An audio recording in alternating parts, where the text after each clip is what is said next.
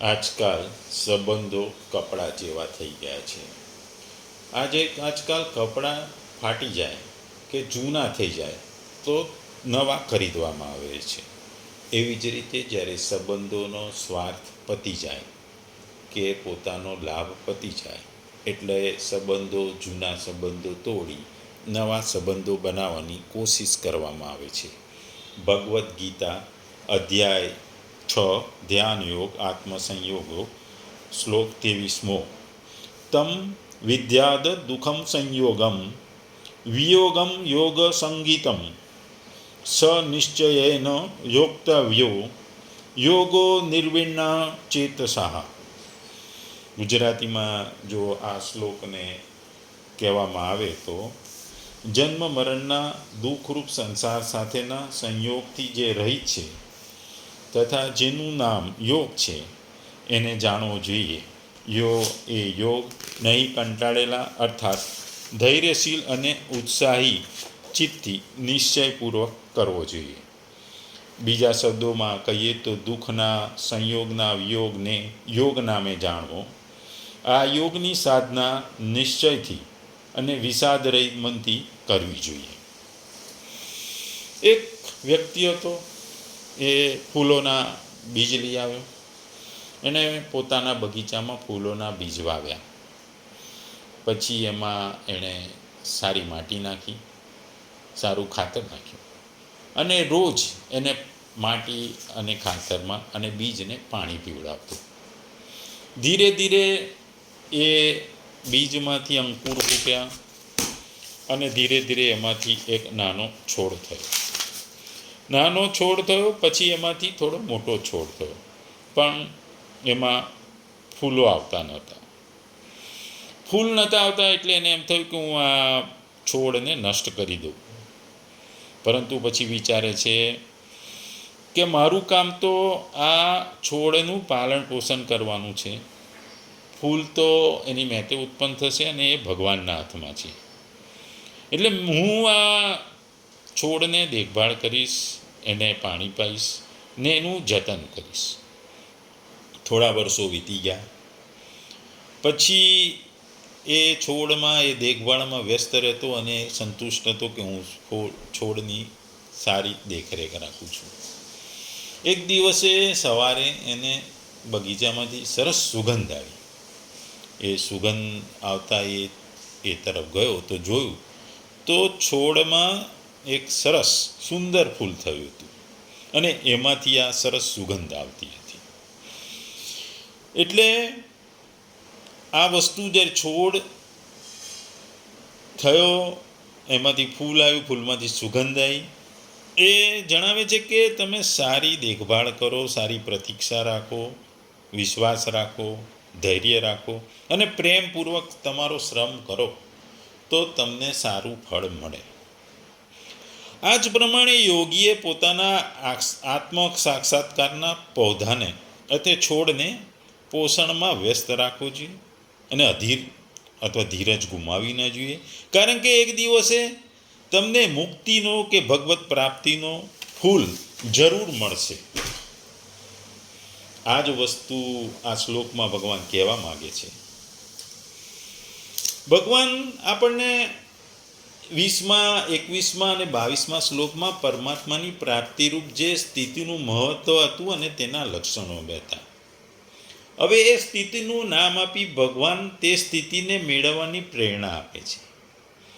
અને આ સ્થિતિ એ પરમાત્માને પ્રાપ્તિ મનુષ્યની સ્થિતિનું નામ યોગ છે.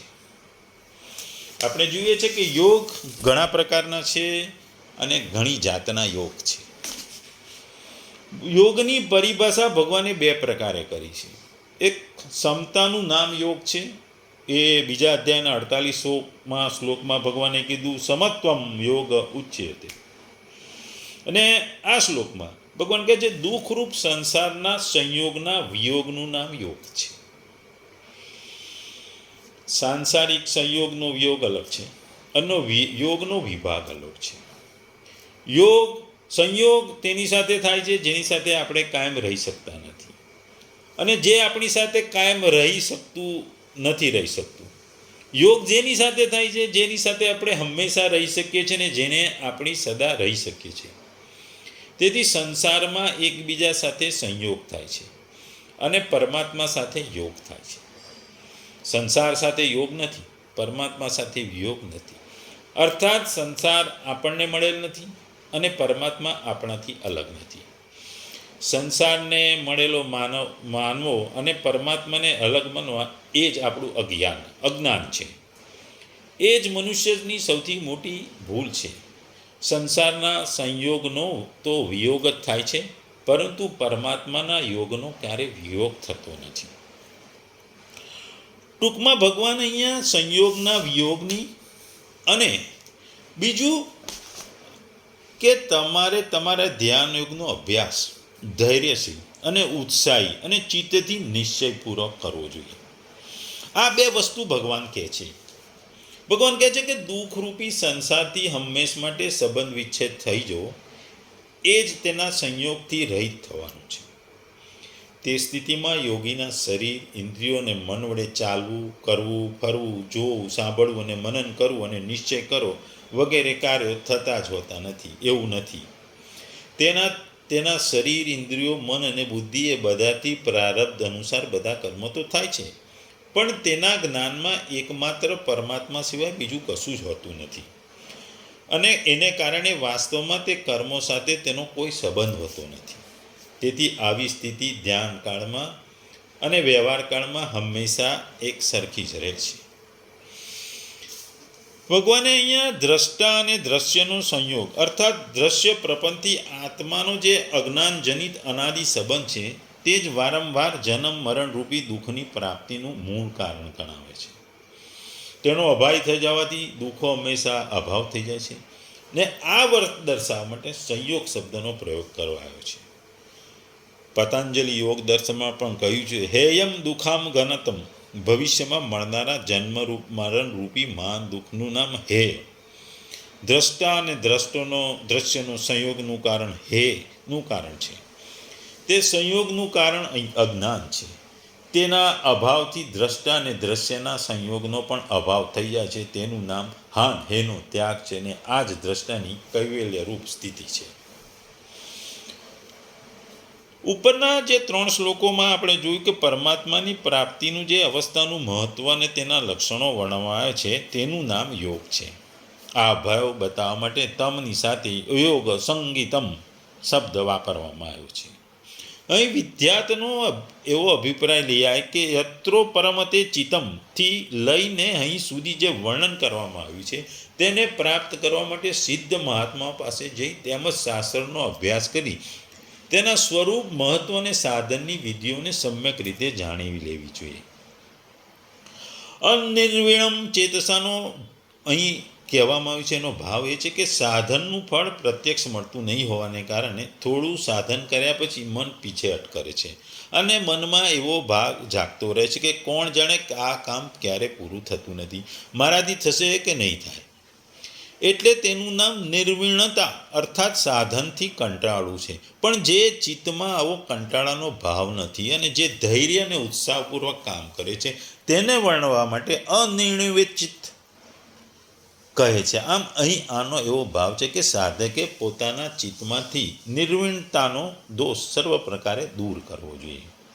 યોગ સાધનમાં અરુચિ ઉત્પન્ન કરી અને ધૈર્ય તથા ઉત્સાહમાં ઉણપ લાવે એવા ભાવોને પોતાના મનમાં આવવા દેવા નહીં. પછી ઉત્સાહથી ભરેલા ચિત્તનું યોગનું સાધન કરવું જોઈએ.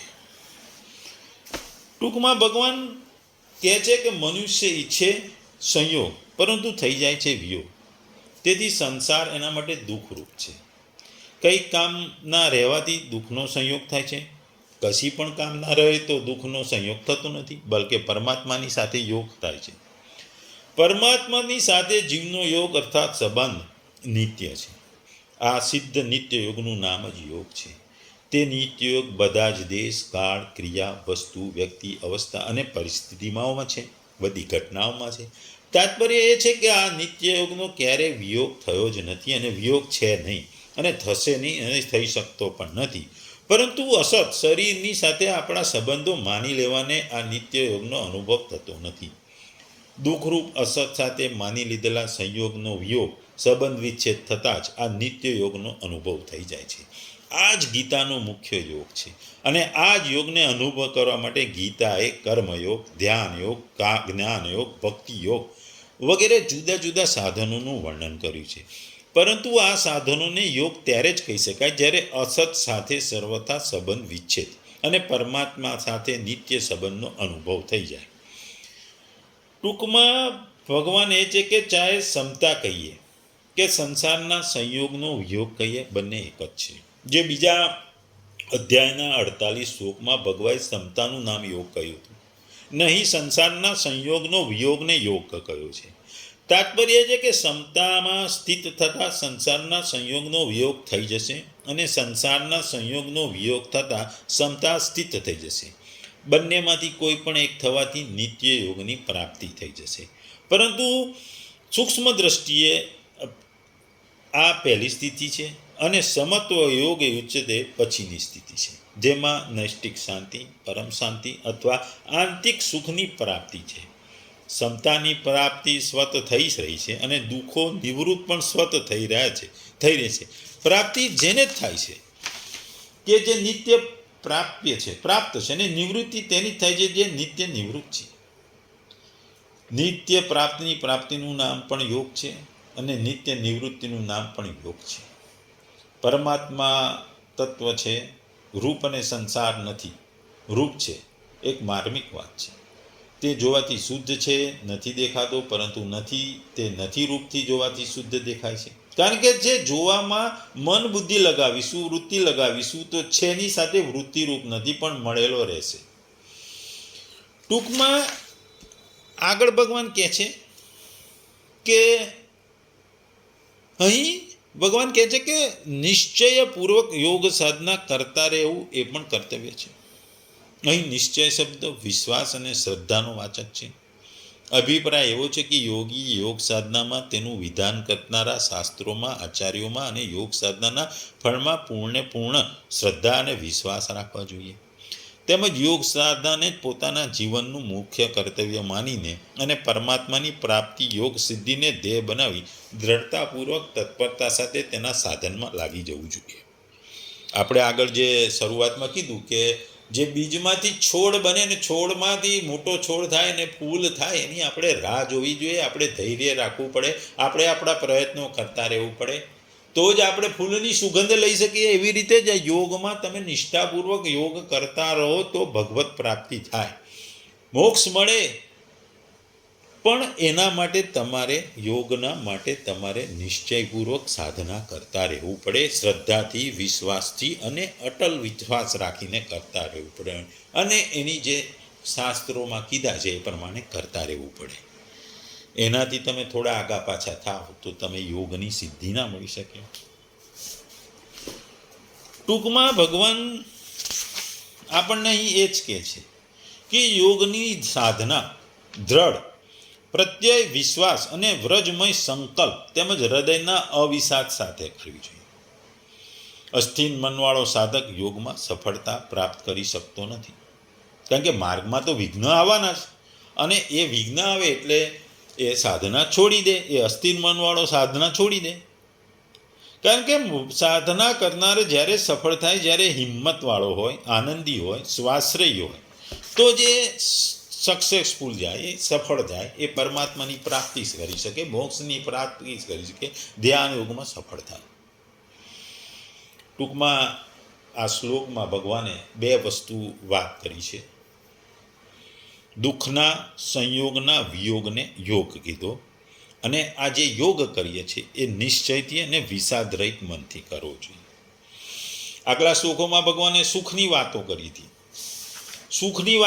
હતી, અને ભગવાને એમ પણ કીધું હતું કે જે વ્યક્તિ દુઃખોથી પણ વિચલિત થતો નથી એવો યોગી, આગલા 22મા શ્લોકમાં ભગવાને એ જે દુઃખથી પણ વિચલિત થઈ શકતો નથી એવા યોગીની વાત કરી હતી. અને જે લાભ પ્રાપ્ત થતા એનાથી વધુ બીજા કોઈ અધિક લાભની ઈચ્છા નથી ધરાવતો, એની ભગવાને વાત કરી હતી. આ શ્લોકમાં ભગવાને દુઃખની તો વાત કરી છે, પરંતુ દુઃખને સંયોગના વિયોગને યોગ જણાવે છે. એ દુઃખને દૂર એટલે કે તમે કોઈ પણ વસ્તુથી વિચલિત થતા નથી. તમારો સંબંધ વિચ્છેદ થઈ જાય, જેની સાથે આપણો સંબંધ છે નહીં, થશે નહીં, થવાનો નથી, એવા દુઃખરૂપ સંસાર શરીર સાથે સંબંધને માની લીધો તો દુઃખ સંયોગ છે, પણ આ દુઃખ સંયોગ યોગ નથી. જો યોગ હોત તો સંસાર સાથે આપણો નિત્ય સંબંધ હોત, તો આ દુઃખ સંયોગને કદી સંબંધ વિચ્છેદ ન થાય, પરંતુ બોધ થતાં તેનો વિયોગ થઈ જાય છે. એનાથી સિદ્ધ થાય છે કે દુઃખ સંયોગ કેવળ આપણો માનેલો છે, આપણો બનાવેલો છે, એ સ્વાભાવિક નથી. તેની સાથે ગમે તેટલી દ્રઢતાથી સંયોગ માની લઈએ અને ગમે તેટલા લાંબા કોળ સુધી સંયોગ માની લઈએ તો પણ એ કદી સંયોગ નથી થઈ શકતો. આથી આપણે માનેલા આગંતુક દુઃખ સંયોગનો વિયોગ કરી શકીએ છીએ. એટલે આ દુઃખ સંયોગનો જો વિયોગ કરીએ તો આપણને યોગની પ્રાપ્તિ થાય, અને યોગની પ્રાપ્તિ થતાં પરમાત્માની પ્રાપ્તિ, ભગવત પ્રાપ્તિ થઈ જાય. ટૂંકમાં ભગવાન આપણને કહે છે કે યોગ, દુઃખોના સંયોગનો વિયોગ કરો તો તમને યોગની પ્રાપ્તિ થશે. આગલા શ્લોકોમાં ક્ષમતાથી કીધું હતું. અને બીજું કે આપણે જે અભ્યાસ કરીએ છીએ એમાં ધૈર્ય રાખવું પડે, ઉત્સાહ રાખવો પડે અને નિશ્ચયપૂર્વક કરવો પડે. કારણ કે અસ્થિર મનના માનવીને કદી રસ્તો જડતો નથી, એ આપણા ગુજરાતીમાં કહેવત છે. એટલા માટે તમારે નિશ્ચય કરવો પડે, ધૈર્ય રાખવું પડે અને ઉત્સાહથી કામ કરવું પડે, તો જ યોગ મળે.